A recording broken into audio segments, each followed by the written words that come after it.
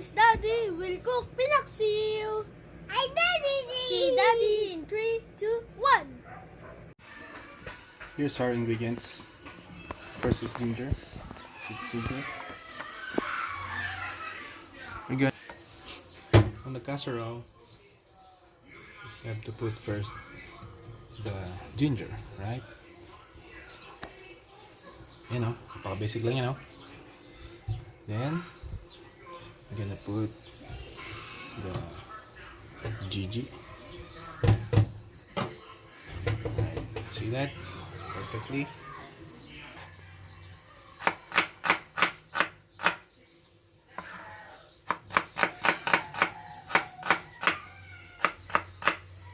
Ano ka nun?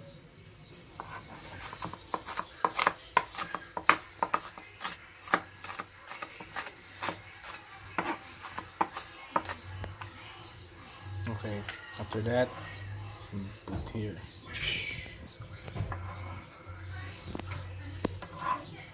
There you go. And then after that, gonna put kamatis.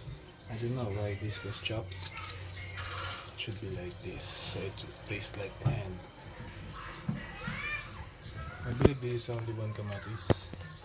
So we have to get another one. Kamatis is is pampatanggal ng lansa. You know that? No. You know that? So the many kamatis you mix to the dish, it will somehow lessen the lansa. Alright? Right. Then, of course,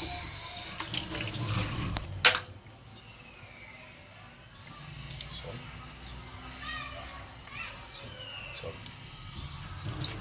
And pepper. If there is soup, sabaw, I usually put two sachets of pepper, paminta.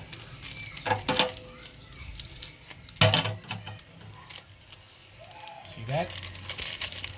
It's done. And then, of course, if paksiw, you should put vinegar. You're gonna have to measure the vinegar because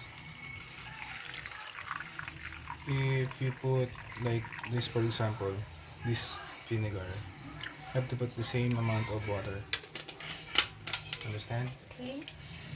Okay. So we're gonna pour it here, like that, and then water. After that, shake a bit, like that, and put the stove and cook. Oh man, that helps. That's it. Wait for 20 minutes until it's done. Bye.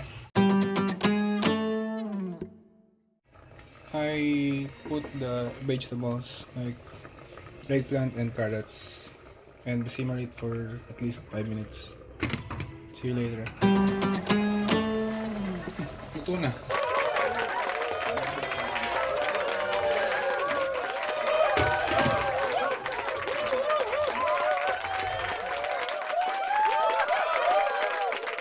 Guys, thank you for watching. Daddy is really a good chef. If this video gets 100 views, Daddy will make his own YouTube channel. See you guys in the next video. Peace. Yeah.